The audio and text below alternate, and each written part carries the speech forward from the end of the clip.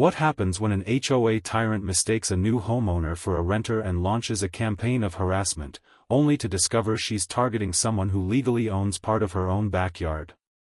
Welcome back to Story Fills, where we expose the ugly truth behind prejudice and watch justice unfold.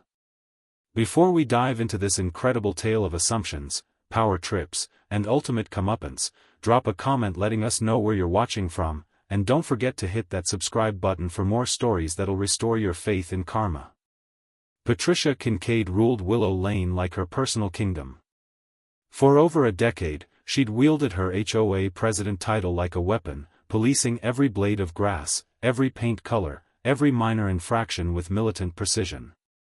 Her neighbors walked on eggshells, knowing Patricia's wrath could rain down over the smallest violation. The morning everything changed started ordinarily enough.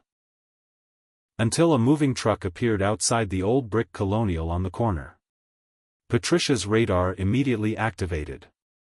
Change meant chaos in her perfectly ordered world, and she intended to nip any problems in the bud. When a tall black woman stepped from the truck, Patricia's assumptions kicked into overdrive. Without knowing a single fact about the situation, she'd already decided this woman was a renter, and renters, in Patricia's twisted worldview, meant declining property values and community degradation. Selena Ward was simply trying to move into her new home when Patricia marched across the street like a general entering battle. "Are you aware of the HOA guidelines here?" Patricia demanded, her voice dripping with condescension.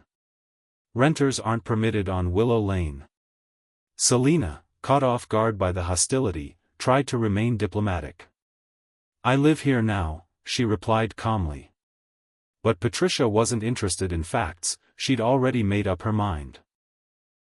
"It's my responsibility to maintain the integrity of this neighborhood," Patricia declared, as if she were protecting the community from an invasion. "People here take pride in ownership." What Patricia didn't realize was that her first assumption would set off a chain of events that would completely destroy her reputation and expose her true nature to everyone watching. Over the following days, Patricia launched a relentless campaign against Selena. Violation notices appeared on Selena's door like clockwork, complaints about moving boxes, trash placement, failure to register with the HOA. Each notice was Patricia's way of asserting dominance, trying to intimidate someone she assumed had no real power to fight back. The neighborhood watched nervously as Patricia's harassment intensified. Some whispered their disapproval privately, but years of Patricia's tyrannical rule had conditioned them to stay silent. Patricia thrived on their fear, mistaking silence for support. But Selena wasn't intimidated. She'd dealt with bullies before and recognized Patricia's tactics for what they were, desperate attempts to maintain control through fear and assumptions. When Patricia demanded documentation proving Selena's right to be there, Selena's patience finally ran thin. "I think you'll find that I'm exactly where I'm supposed to be," Selena replied with quiet confidence that rattled Patricia more than shouting would have. Convinced she could find ammunition against Selena, Patricia researched property records at the county office. What she discovered seemed like the perfect weapon. According to updated surveys, part of her beloved backyard actually belonged to Selena's property.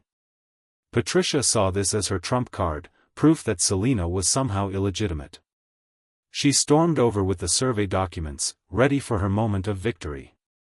"Care to explain this?" she demanded, waving the papers triumphantly. But Patricia's moment of triumph quickly turned to horror when Selena calmly replied, "Yes, I know about the survey adjustment. My realtor mentioned it during closing. That strip of land belongs to me." The gathered neighbors gasped as the truth hit them like a thunderbolt. Not only was Selena the legitimate homeowner, but she actually owned part of Patricia's yard. The woman Patricia had been harassing and trying to evict owned more property than Patricia herself. Patricia's world crumbled as neighbors who'd remained silent finally found their voices. Howard Briggs, one of her longtime supporters, publicly declared, "She's right, Patricia. If the county survey says it belongs to her, it belongs to her. That's the law." The community Patricia thought she controlled began turning against her. People who'd endured years of her bullying saw Selena's grace under pressure and realized they didn't have to accept Patricia's tyranny anymore. When Patricia called an emergency HOA meeting to reassert her authority, it backfired spectacularly. Instead of rallying support, she faced a room full of neighbors ready to vote her out of power. Selena's calm, dignified response to Patricia's accusations highlighted the stark contrast between real leadership and petty tyranny. "Respect isn't built on control," Selena told the packed room. "It's built on fairness." The vote wasn't even close. 27 neighbors voted to remove Patricia from her position, while only 9 supported her remaining as president. In a surprising twist, Patricia eventually approached Selena with a genuine apology, admitting she'd let power corrupt her judgment. "I overstepped," she confessed quietly. "I let my position get the better of me."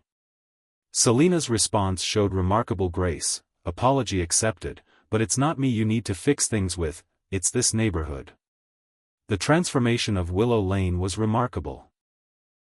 Without Patricia's iron-fisted rule, neighbors began actually talking to each other again. Children played freely, couples strolled without fear of violation notices, and the community rediscovered what it meant to be neighbors rather than subjects. This story reveals how quickly prejudice and assumptions can poison a community. Patricia's downfall wasn't just about losing a position, it was about learning that true leadership comes from service, not domination. Selena never sought power or revenge, she simply demanded the basic respect every person deserves. The neighbors of Willow Lane learned that silence in the face of injustice is complicity, and that standing up to bullies requires courage but creates lasting change. As Selena reflected while sitting on her porch, ownership isn't about fences or property lines, it's about how you treat the people beside you. This incredible story reminds us that assumptions can be dangerous weapons, but truth and dignity ultimately prevail. Patricia learned the hard way that respect can't be demanded, it must be earned through fairness, kindness, and genuine leadership. What do you think about Patricia's transformation? Have you ever witnessed someone's prejudice backfire this spectacularly? Share your thoughts below, and remember to subscribe for more stories that prove karma always finds its way.